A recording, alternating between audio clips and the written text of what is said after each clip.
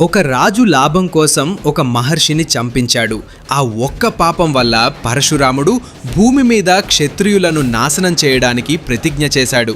పరశురాముడు కోపంతో భూమి మీద క్షత్రియులను నాశనం చేస్తున్న సమయంలో వాళ్లకు రక్షగా ఒక్కరే నిలిచాడు. జమదగ్ని అనే మహర్షి ఒక గొప్ప ఋషి. ఆయన దగ్గర కామధేనువు అనే దివ్య ఆవు ఉండేది. ఆ ఆవు వల్లనే ఆశ్రమంలో వచ్చిన వారికి అన్లిమిటెడ్ గా భోజనం మరియు సంపద లభించేది. ఒకరోజు కార్తవీర్య అర్జున అనే బలవంతమైన క్షత్రియ రాజు జమదగ్ని ఆశ్రమానికి వచ్చాడు. జమదగ్ని మహర్షి కామధేనువు శక్తితో రాజు మరియు తన సైన్యానికి గొప్పగా అతిథి సత్కారం చేశాడు. కానీ రాజుకి లోభం పెరిగింది. ఇలాంటి దివ్య ఆవు ఒక ఋషి దగ్గర కాకుండా రాజు దగ్గర ఉండాలి అని అనుకుని కామధేనువును బలవంతంగా తీసుకెళ్లడానికి ప్రయత్నించాడు. జమదగ్ని మహర్షి వ్యతిరేకించారు. అప్పుడు ఆ రాజు సైనికులు కోపంతో జమదగ్ని మహర్షిని చంపేశారు. జమదగ్ని కుమారుడు పరశురాముడు అప్పుడు అక్కడ లేడు. తరువాత వచ్చాక తన తండ్రి శరీరాన్ని చూసి చాలా బాధ మరియు కోపం వచ్చింది. అప్పుడు పరశురాముడు ఒక ఘోరమైన ప్రతిజ్ఞ చేశాడు.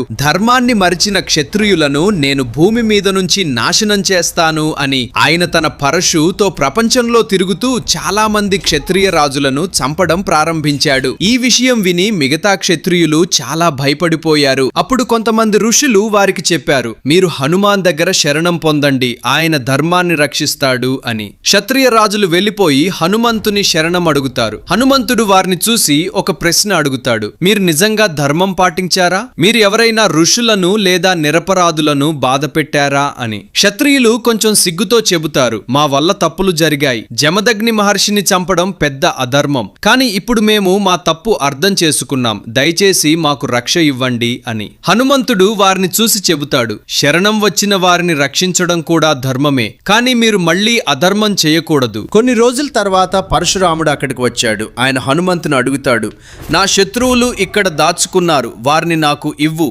హనుమంతుడు శాంతంగా చెబుతాడు, వాళ్ళు నా శరణంలో ఉన్నారు. శరణం వచ్చిన వారిని రక్షించడం నా ధర్మం.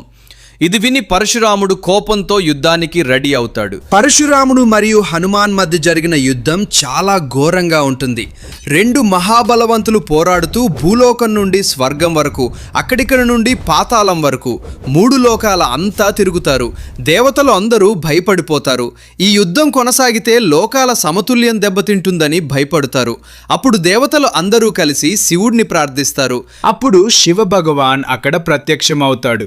ఆయన పరశురాముని పిలిచి ఇలా చెబుతాడు, పరశురామ, నువ్వు నా భక్తుడివి, హనుమంతుడు నా అంశం.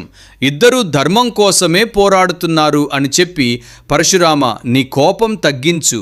నీ తండ్రి జమదగ్ని మహర్షికి చేయాల్సిన కర్మలు మరియు శ్రద్ధ కర్మలను ముందుగా పూర్తి చెయ్యి. అదే నీ కర్తవ్యం. శివుడి మాటలు విని పరశురాముడు తన కోపాన్ని ఆపేసి హనుమంతుని గౌరవించి వెళ్ళిపోతాడు. హనుమంతుడు కూడా శాంతంగా ఉంటాడు, ఎందుకంటే తన ఉద్దేశ్యం శరణం వచ్చిన వారిని రక్షించడం. ఫ్రెండ్స్, ఈ వీడియో ఏమాత్రమైనా నచ్చితే ఈ వీడియోకి లైక్ చేసి మీ ఫ్రెండ్స్కి షేర్ చేయండి.